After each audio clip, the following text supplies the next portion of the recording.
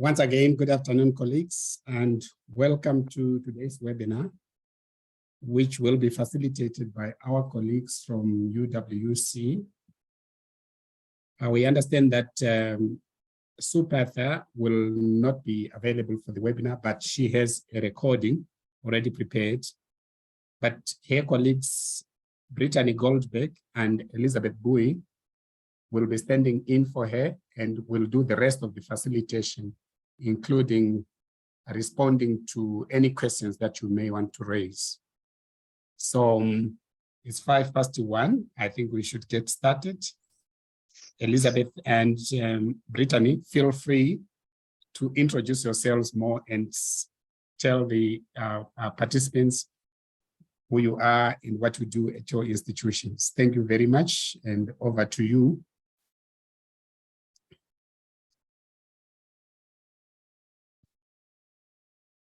You are muted, Elizabeth.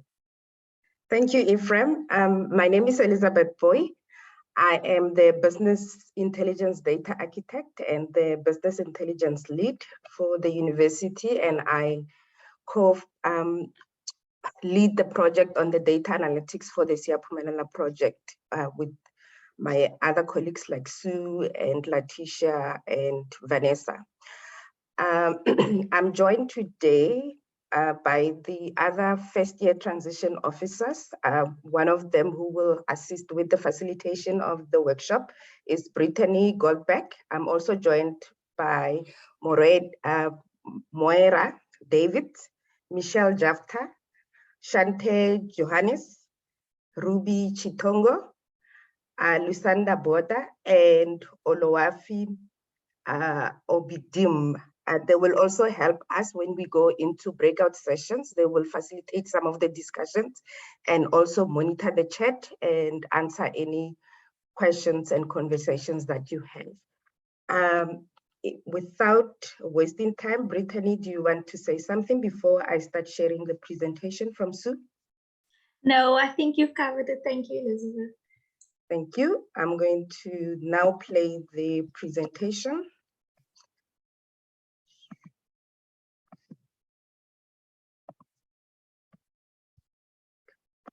Just give me a second.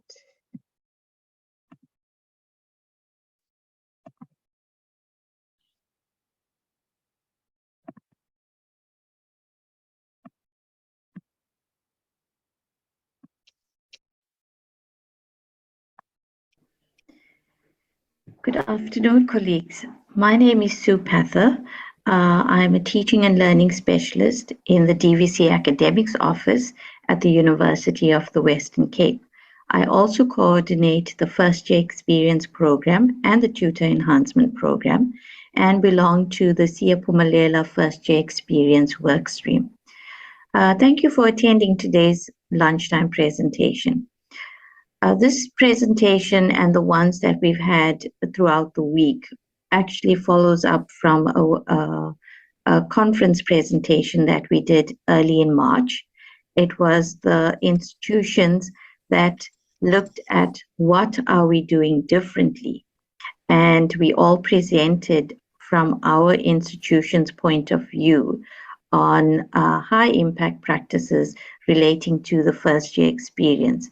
So it was discovering what is possible out of the disruption of the COVID-19 and what we could take forward. So initially in this presentation, it was quite short because as you could see, we had 6 institutions that were presenting. We had a short space of time, but it was more an introduction where each institution introduced their high impact practice done specifically at first year, and then to take it forward into this week's workshops that we are having.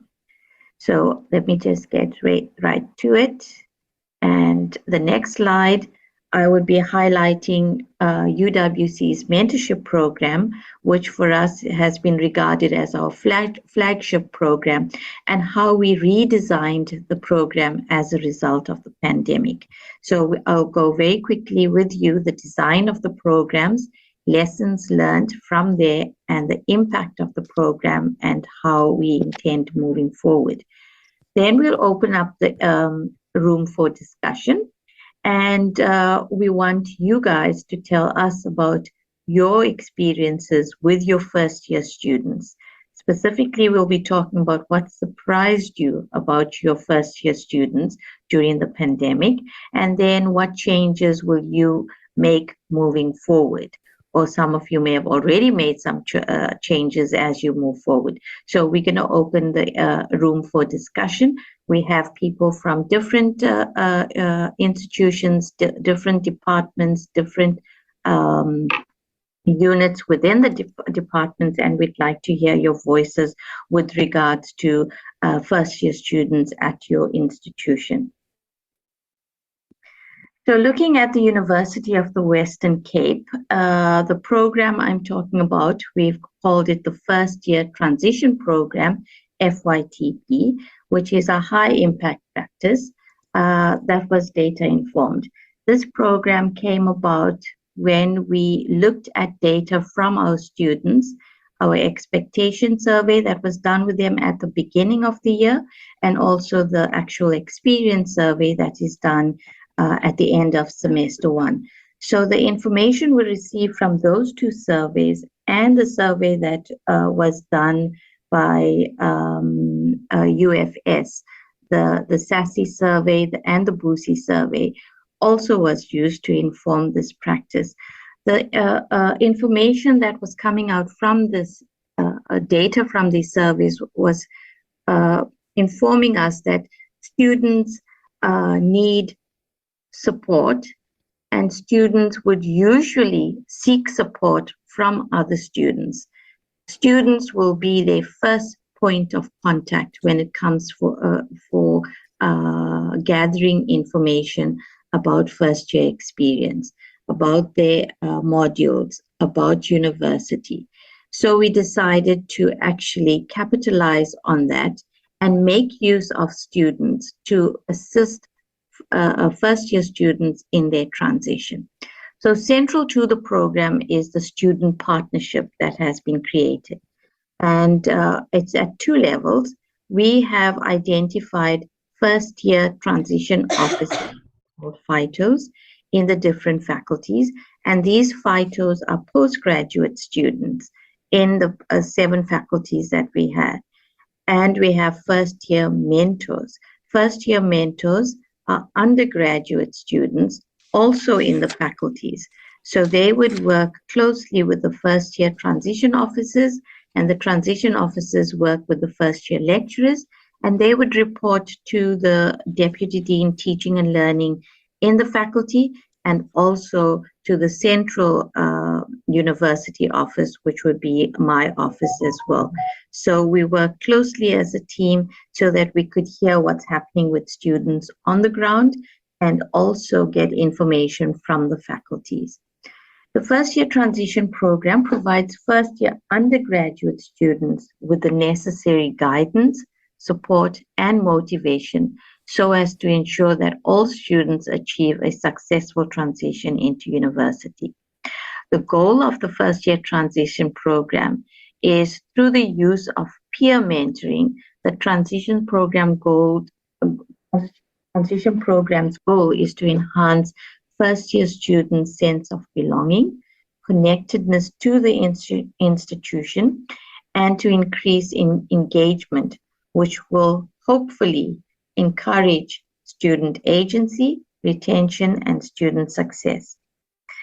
The design of the program prior to COVID, if we look at the program, usually during first year orientation, which happens a week before formal lectures start, the first year transition officers would have a slot in the first year transition, first year orientation program, and also orientation in the faculties, where the first year students will be introduced about the transition program. And at this stage, they would be invited to join the program. So students will then, the second stage, will complete an online application form stating the reasons why they would like to join the program. Why would they need a mentor? what are their expectations, and to identify what kinds of support they think they would need in the first year. So those application forms become very valuable in us designing the particular program to suit the students' needs. Firstly, in the faculties, and then looking overall in the institution. So from there, we have the matching process. When those application forms come in, the first year transition officer in the faculty will go through the programs, basically looking at which department in the faculty the student is and the kind of support that the student needs. And then the FITO, the first year transition officer, will match a particular first year mentor that has been identified. Appointment of mentors is also done a year in advance, very strict format, which obviously is for another day to discuss how we identify first year mentors, but it's an interactive selection process, and it goes through stages till we finally get the group of first year mentors that we have. So by this time, the first year transition officers know all their mentors, and they would do the matching of the mentor with the first year student. Part of the program is mentoring circles. This used to happen at lunchtime, face to face. Mentors would meet with a group of mentees. And the reason why we have the once a week lunch sessions, the mentoring circles for particular groups, is that students can have conversations with other students, also get to learn from their fellow students. A lot of friendships are even formed in the mentoring circles, but more importantly for them to know that the issues that they're facing is not isolated. There are other students who are going through the same thing. So that kind of gives them that support. So the mentoring circles is very, very important. And then we also have the one-on-one consultation, where mentees will meet with their mentors on a one-on-one basis to discuss any issues that they had. So this was the process for the 2 years prior to COVID, when the program started in 2018. And then COVID happened, like we said, COVID happened, and then we had to immediately try and change the program. The national lockdown saw universities closing their doors and students working remotely.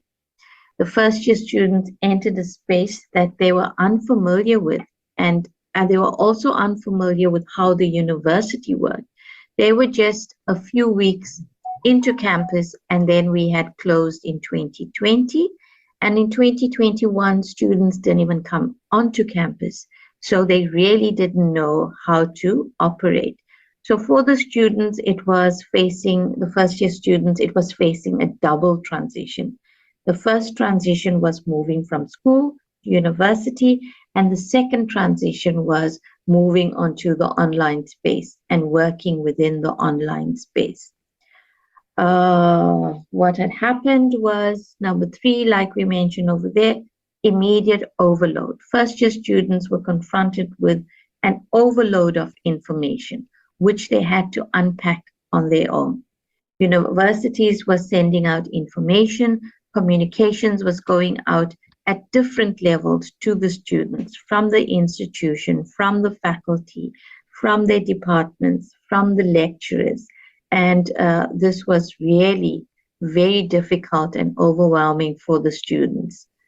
The many questions that the first year students had about our university works could not be addressed by just getting emails to them.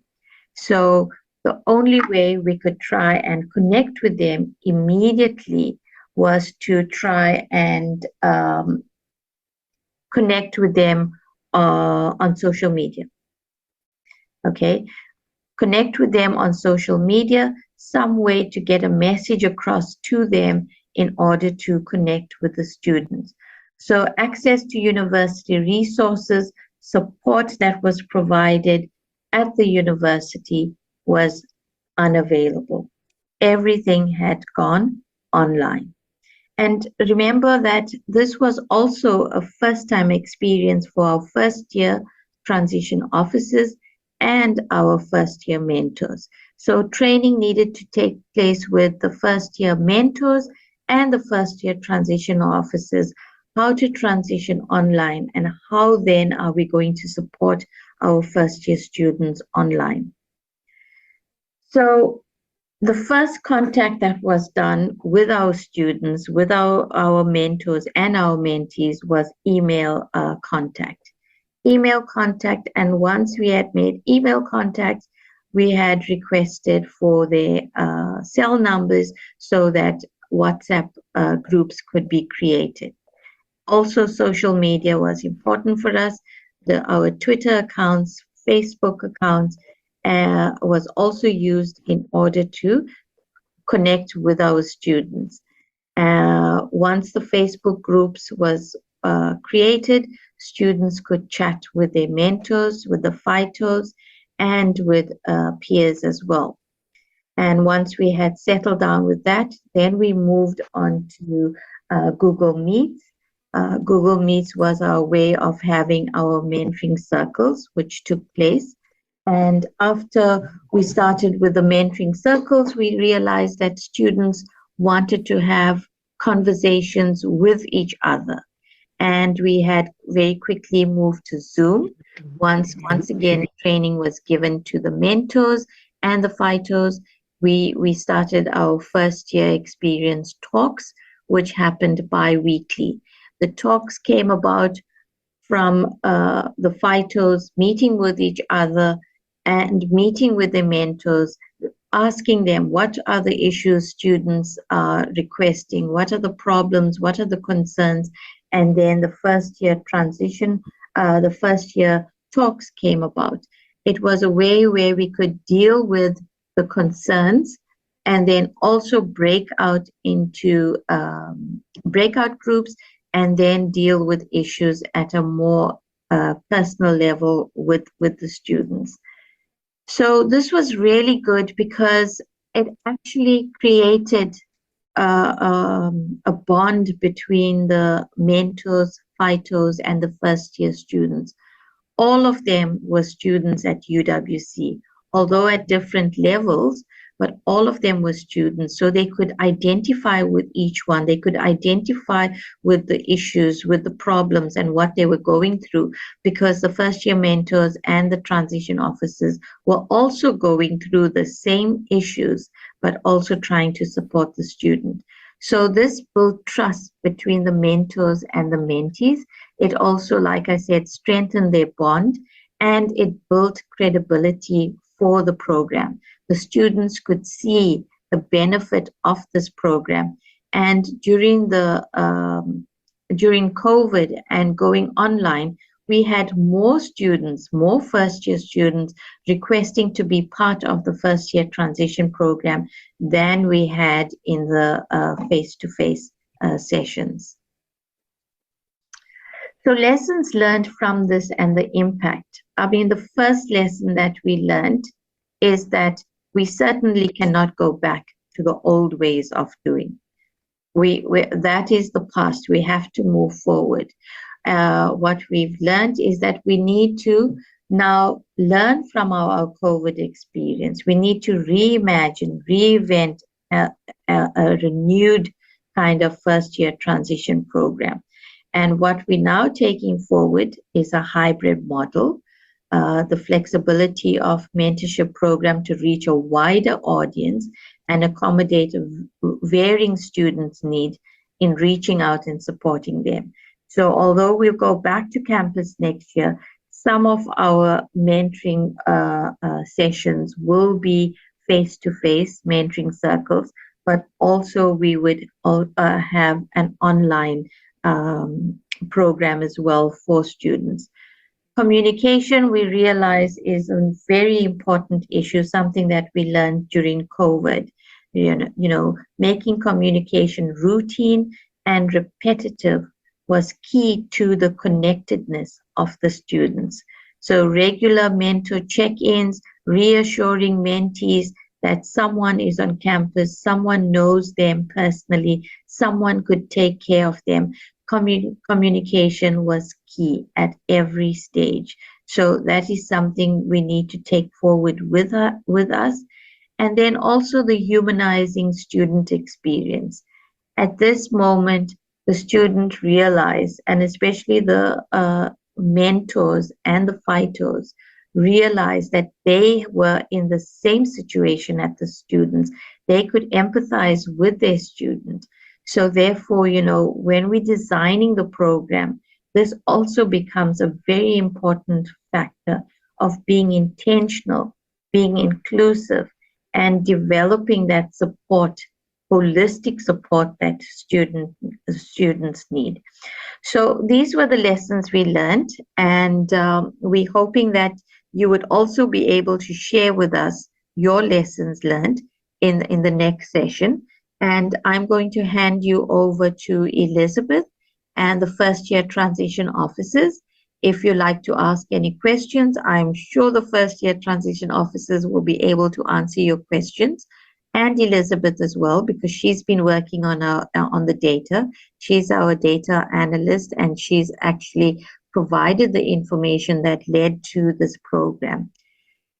In the discussion room, there'll be two topics. The first activity will be, what were some of the unexpected behaviors of your first year students during the online learning and teaching engagement with them during the pandemic? Usually we have expectations of who our students are, what are their achievements, what they can do, what they can't do. But what surprised you about the students? What did they come about that was so unexpected? We'd like to have those discussions with you and find out more from you in the first activity, and then you all can share. And the second activity, from your COVID-19 online teaching experience and student engagement, what changes will you adopt in order to support first year students' retention and success? So we want to hear about your learning, your learning from your own teaching, and then from your engagement with your students. What changes would you make as you move forward? So I want to thank you all for listening to this presentation. Unfortunately, I cannot be with you guys today. I'm in a conference in Prague. So I wish you all the best and hand you over to the FITO and Elizabeth, the UWC team. Take care. Bye.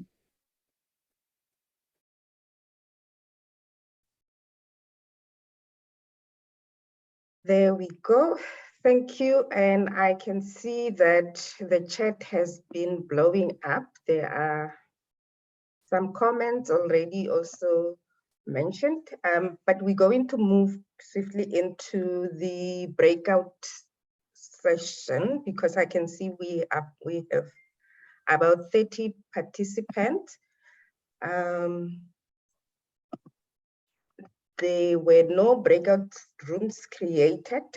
We're just going to do random breakout room sessions. So please find yourself a breakout room to join.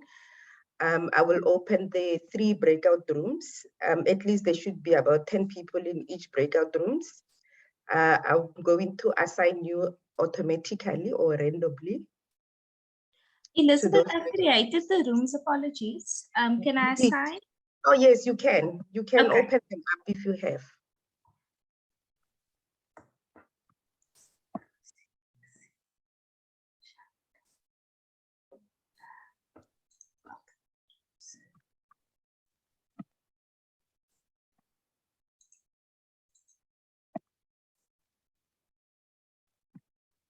Please feel free to join your rooms. They are now open. Thank you, Brittany. Not a problem, Elizabeth.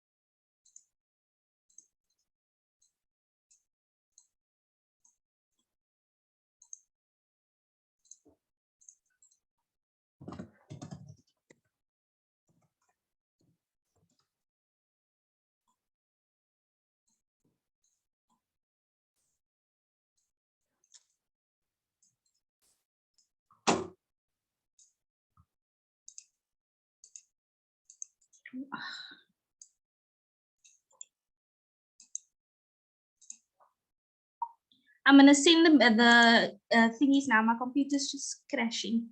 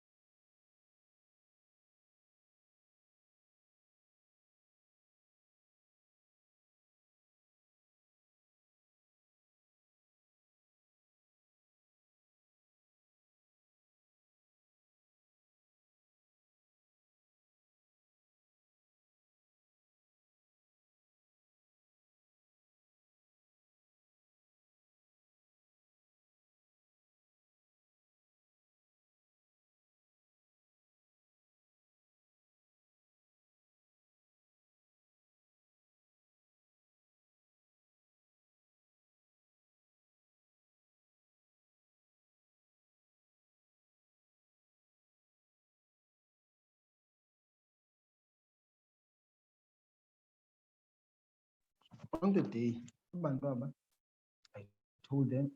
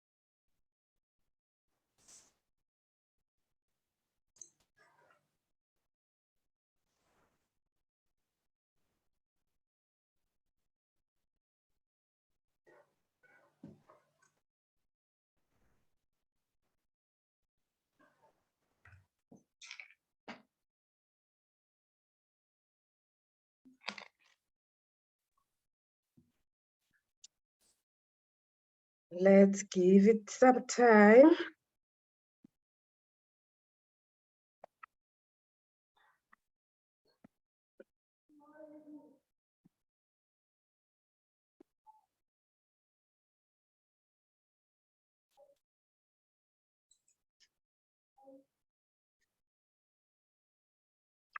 Brittany, did you close the breakout session? Yes, I did, Elizabeth. It's like 9 seconds left before they officially close. Okay. 5 seconds left, and then everyone should return. I see they are coming back. There we go. Okay. They say when you are having fun, that's when the time is finished and then we have to leave, and it's always like that. And I am so sorry because I know that some of the discussions in your breakout room sessions were very vibey and interesting and you were learning from one another, but time is not on our side. So we have less than 9 minutes for us to conclude. So I'm going to give, there were 3 breakout sessions. Let's give 3 people from each individual breakout session to just wrap up and give us the highlights and summary of what you guys discussed. Let's keep it short so that we can allow other people also to comment. Thank you. Group 1, Lucinda, who was in group 1? I don't know who was in group 1. Or anyone in group 2 or group 3. It doesn't have to be in order. Okay, Elizabeth, we were group 2. We did not assign anyone, so I took a few notes. So therefore, I'm just going to share what we discussed in our group. So basically, what we said around question 1 was that there were both positives and negatives that came out of the COVID period. And I think the biggest challenge that everyone agreed was our students battling with remote learning, trying to understand the learning management systems that they have to deal with. And also some of the key issues that came out was fear and anxiety. First and foremost about fear of learning online and how to navigate that particular field, and also about fear around family and friends in the midst of COVID, around losing family and friends. Also being academically excluded, also just the types of isolation. I think they found that they needed a sense of belonging, which was not there, which they would normally have found in a face-to-face setup if the university was operational. As I said before, the anxiety levels heightened, and also the positives I think that came out was the role that mentors played when they actually were partnered up with these first years, and how that changed the landscape and the communication process between first years and lecturers. And then also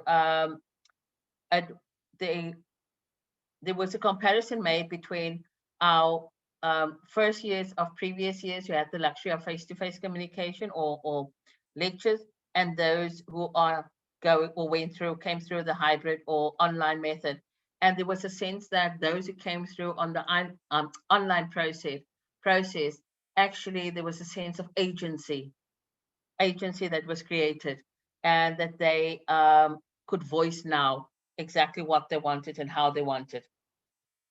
I did not finish, get to question 2, but yes, there was a huge aspect on there needs to be more feedback from lecturers, which is currently lacking with the online system. Okay, thank you. Because we're raising against time, please, the next speaker, please summarize you don't have to see all the topics or all the words. You can just give summary, like you do a PowerPoint slide summary. Group 3 and group 1, anyone from there? Sorry, Elizabeth. No problem. Anyone who are in other groups or who wants to contribute to additional thought that Michelle hasn't touched on that you had discussed? Hi, Elizabeth. Oh, it's fine. You can go. Okay. From group 3, most of what we also cover has been said with the first presenter now, I mean, Michelle. So just an addition. So also in the group, we also we mentioned about some of the students struggle with the online format, and also they felt isolated from their peers. Yeah, so most of the, that's just the addition to what I can say we put, I mean, we said in addition to what Michelle has said, just in a brief, not to just keep on adding a kind of repetition to what has been said already. Thank you. In addition to, yeah, some distraction and then, you know, from the additional, I mean, traditional class settings. Okay, no problem. Lusanda? Thank you. I think I'll also add on what has been said by Michelle and Olu. So in our discussion, someone mentioned that there was a high engagement of students with facilitators and administrators regarding their progress, and also a high engagement during COVID with the mentors, where students they were seeking like additional support from wherever they can get it from, campus, from mentors. Yes, and then how to make use of on-campus services, like since things were moved online, they wanted to know how to access books remotely, how to get psychological help or counseling help from therapists on campus. And I also mentioned how moving forward, a hybrid model of mentoring has been implemented in my faculty and probably other faculties also at the university. So that's what we spoke about, and also how the dangers of just focusing on online mentoring and online teaching have arisen, where students skip classes nowadays and do additional part-time work, where they bet on watching recordings and they do not fully participate in mentoring sessions. So yes, thank you.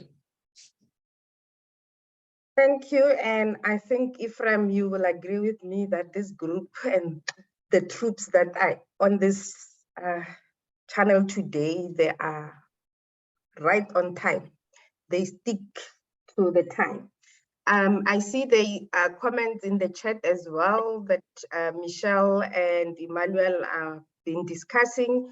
I'm not sure if you also want to elaborate on that, but our time is up. And I would like, before I hand over to Ephraim, I would like to say thank you to each and every one of you who participated today and who came to listen to the UWC speak about their first year transition program, and also for you to participate and share your ideas. And I hope that from this as well, UWC would have learned something from other institutions, what you have been doing to support your first year students. But more importantly, I would like to also thank the first year transition officers for being here and assisting with the facilitation of the session. Over to you, Ephraim, if I'm not abusing my time. Thank you. Thank you. Thank you very much, Elizabeth. Yes, indeed, you're correct. I think today's groups are very time conscious. In our Zoom bookings, we also made an allowance of 30 minutes. So if people have issues, have questions, have comments to make, we can actually stretch up to 14:30, 2:30. We made that allowance. But if there are no comments or questions, it's fine. We can end at 2 o'clock. So let me just check if there are any people who have burning issues to raise. You are free to raise them. I see one hand. Victor has one hand up. Please, Victor, unmute and speak. Thank you so much, Ephraim and Elizabeth. Just actually a comment just for our reflection. Is around the expectation. I think the lockdown and the COVID induced online teaching and learning can be seen from maybe as it is now, what I might say about, say, 3 phases of it. The first phase was actually the time all of us we are taking unawares. We aren't expecting this, and of course there are issues around what to do. So around that period, I wouldn't say that there was that much expectation of how the first year students are going to behave or react and things like that, because we don't actually know. It's not something that we have experienced before. So from that perspective, I wasn't like expecting to say that this is how I would, be looking at how the students are going to react to their teaching and learning or behave.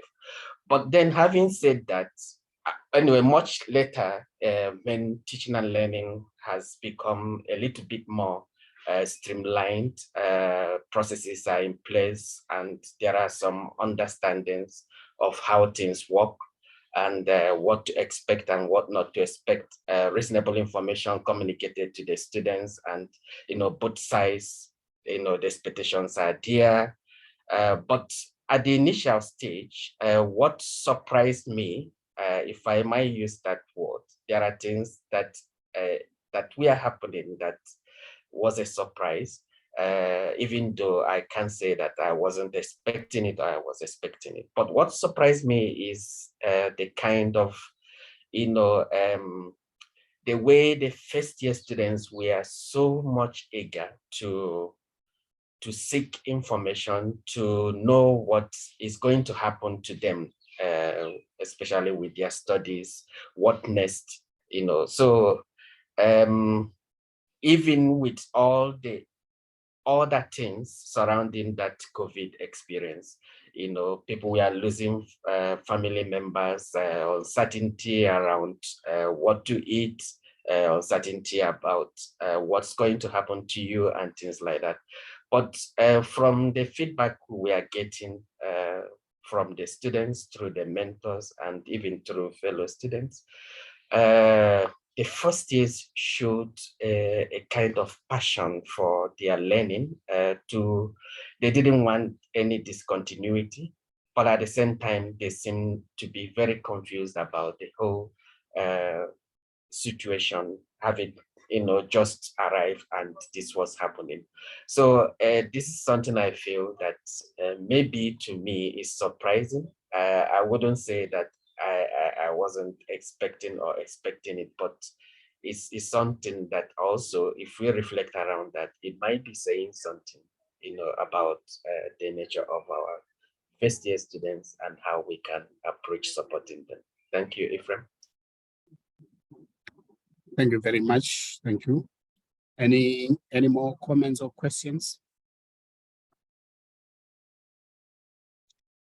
If there are no more questions, once again, let me thank you, and also a special thanks to the facilitators, Elizabeth and Brittany.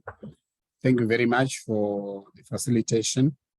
We, as usual, will circulate the link to the recording for today's session, as well as the PowerPoint slides. So Brittany and Elizabeth, if you have the Prof. Patha slides, please send them to me. We will also upload them on the Siaphumelela website for the benefit of those people who are not able to attend these webinars. So yes, please, thank you very much. We meet again tomorrow, same time, and University of KwaZulu-Natal will be facilitating tomorrow's workshop. Thank you, colleagues, and enjoy the rest of your day.